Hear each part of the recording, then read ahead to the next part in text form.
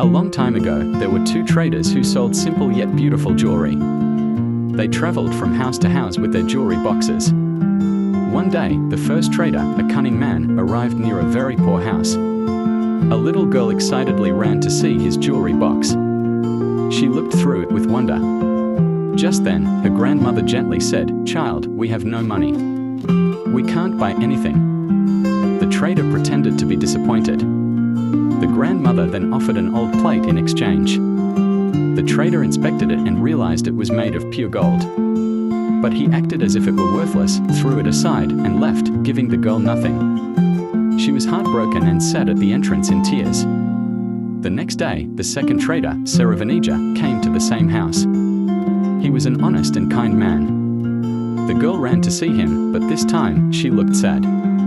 He spoke gently and quickly understood they could not afford anything.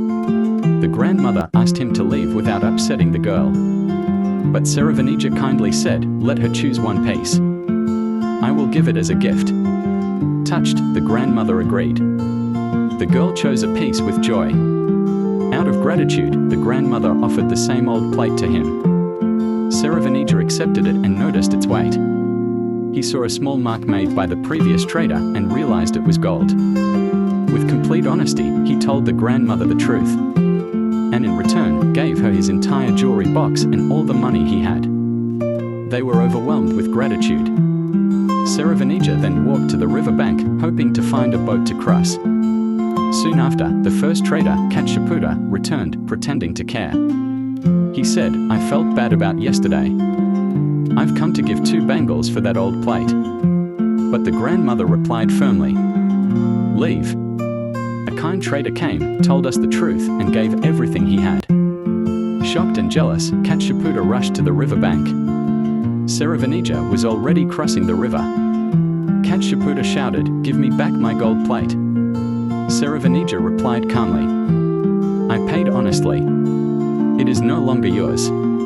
Katshaputa became so furious that he collapsed in anger and died on the spot. Now, here lies the deeper truth.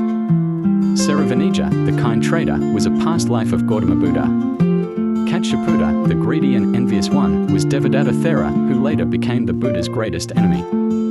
That single moment of envy and anger was the beginning of Devadatta's hatred toward the Buddha. From that life onward, across many births, he followed the Bodhisattva, creating obstacles and attempting to harm him.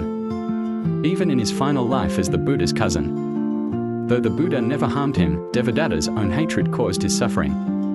Today, it is said Devadatta remains in a Vichui hell, suffering the results of his own karma, especially from his last life. Even though Saravanija, or the Buddha, never did anything wrong, Devadatta's actions brought harm for both. So, what can we learn from this? Even when we live kindly and do no harm, we may still face hardship, not because of our actions, but because of others. If this happened to the Buddha, what about us? But we must not let this discourage us. This is the nature of Sansara, the endless cycle of birth, death, and suffering. That's why the Buddha showed us a way to escape. Don't carry anger. Don't let jealousy grow. Even a small moment of hatred can follow us for lifetimes. A single unwholesome thought can create pain, not just for others, but mostly for ourselves. But even a small act of compassion can shine light for eternity. The Buddha never responded with hatred. He responded with wisdom, patience, and compassion. Let this be our lesson. Let go of anger and jealousy before they follow you through lives. Do not return evil with evil, face it with truth and kindness.